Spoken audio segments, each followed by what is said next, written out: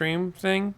It's probably user error. There's probably something that I'm doing wrong to make this live stream work better. But hey, what's up, guys? Noah from Hacking Hollywood. Today we're going to be talking about what advice I would be giving myself if I was to go back in time and talk to myself in high school. So, yeah, it's all about kind of looking back in time and trying to be helpful and trying to essentially, let's see. Oh, I've got the video going so I can see when it actually started. Oh, okay, that looks pretty good. So, sorry, I have ADD sometimes. Yeah, it's all about going back in time. What's that noise? Maybe? Hello? Dude, I'm losing my mind. It's all about giving myself advice, right? Looking at my high school self and saying what kind of things would I instill in myself and kind of encourage myself with. So let's get started. Yeah. So what would I say to my high school self, filmmaker? Well, let's start with let's go ahead and get on this thing here. That's one of the Hollywood sets that I'm on. So dream big, right? So that's something I would encourage myself in the thought of not being afraid, not to let my peers and teachers and whomever kind of slow me down. I think that was something I listened to pretty frequently as a high schooler is, oh, that's pretty cool. Yeah, that's nice that what you do, but eventually you're going to have a real job, right? So that's something that was always kind of in the back of my mind with different people I talked to. You know, making a living as a filmmaker wasn't really on the table for a lot of people. It didn't make sense for a lot of people.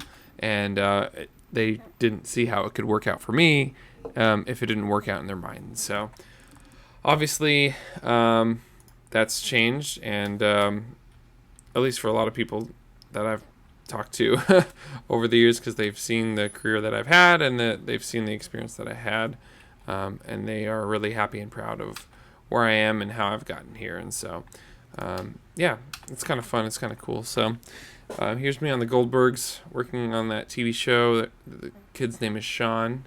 Super cool kid. This is The Lot with Sony Pictures. And yeah, this is the William Penn Academy was the school, even though it's actually in front of a business building. And you can see the cathedral in the background. And this is a G&E truck here. It's actually a camera department here, and it looks like a generator off of one of the big rigs. So anyways, I didn't want to show you that. That was actually just kind of in the folder I was looking at. And so here's Kaylee Kuko with my buddy.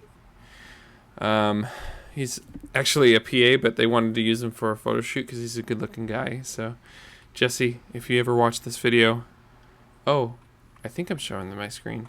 I got ADD. I forget stuff. Anyways, yeah. I wanted to show you a high school version of me. So I should get out of the set photo world and see Weslaco. That's a town in South Texas. I'm from San Antonio originally, but South Texas is where I spent a good 3 years going to school down there, working on the film craft, so to speak. Yeah, let's go easy. So this is me, Panther Pride, right? Woo! Can I zoom out here? Yes, I can. Okay. Yeah, that's my brother David, and myself. That's probably me at like 16, 17. So definitely was interested in filmmaking back then. Yeah, so I've come a long way, I guess you could say, from the punk kid who hung out and had long, curly, wavy hair, I guess you can say, to the person I am today. So it's kind of a fun journey, a fun growth through that period of time. So, oh yeah, this is one of my favorite pictures. This was at Youth for Christ back in my heyday. This is when I did videography for a Christian camp. So Youth for Christ is actually my longest client today. I've been working with them for close to 14 years. And so we've had a really good relationship over the years. And they've been one of my favorite clients. And so, yeah, back to the notes, back to talking about the topic that we're on, because I tend to be distracted sometimes. Let's see. The first note I had is collaborate.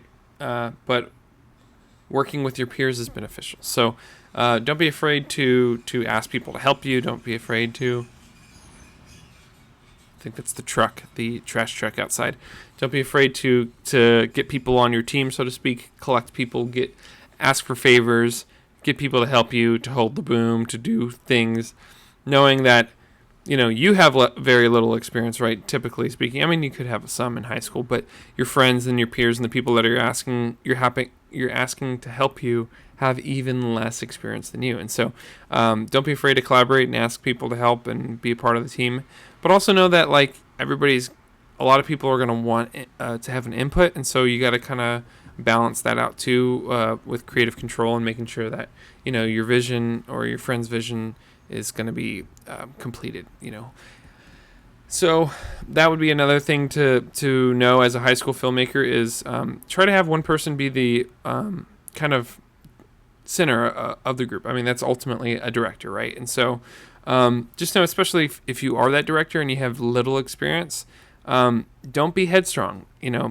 Know that there are other people around you, especially if you have a mentor or somebody who's older who has more experience than you and they suggest something to you. I would take it.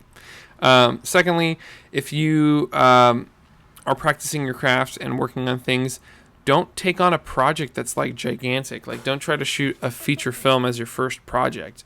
I would encourage you to work on smaller bites or smaller little things and kind of build up your skill set through those smaller projects so that when you take on the bigger ones, they're easier to go through.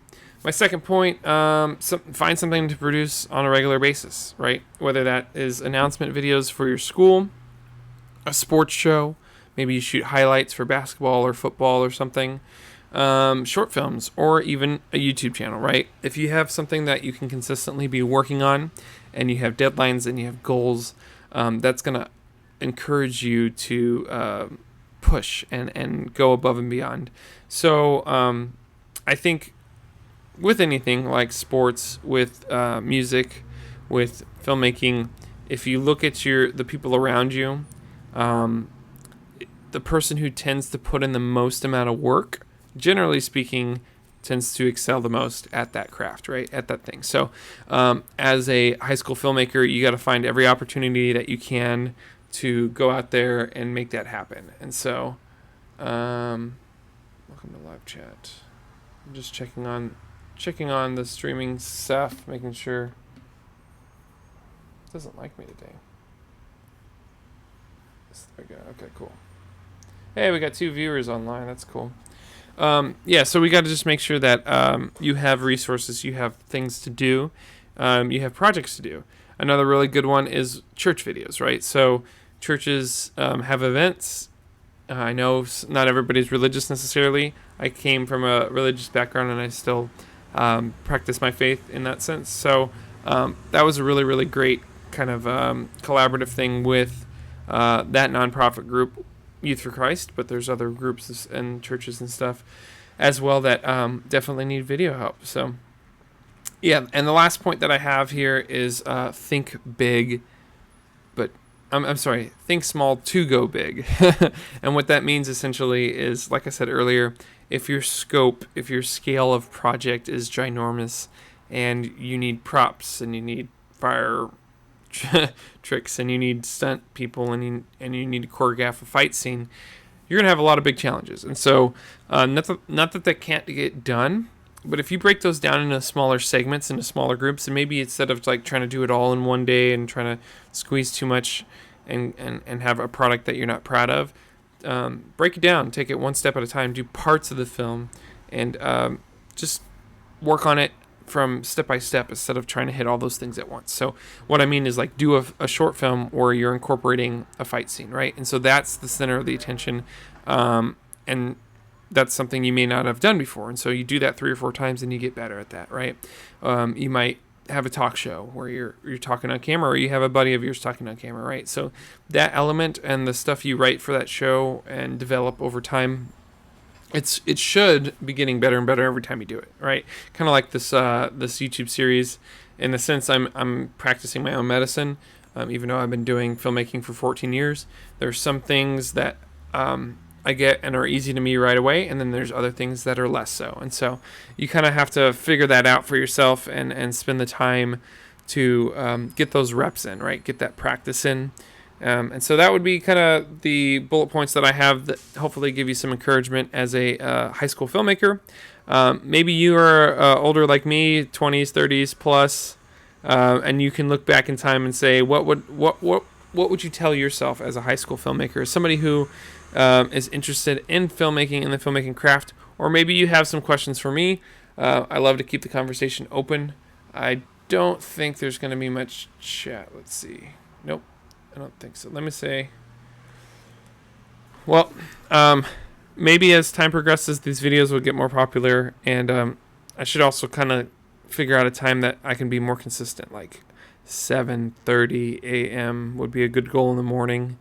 And if I have enough response during the day to do a follow-up in the evening, that could be pretty cool on a regular basis.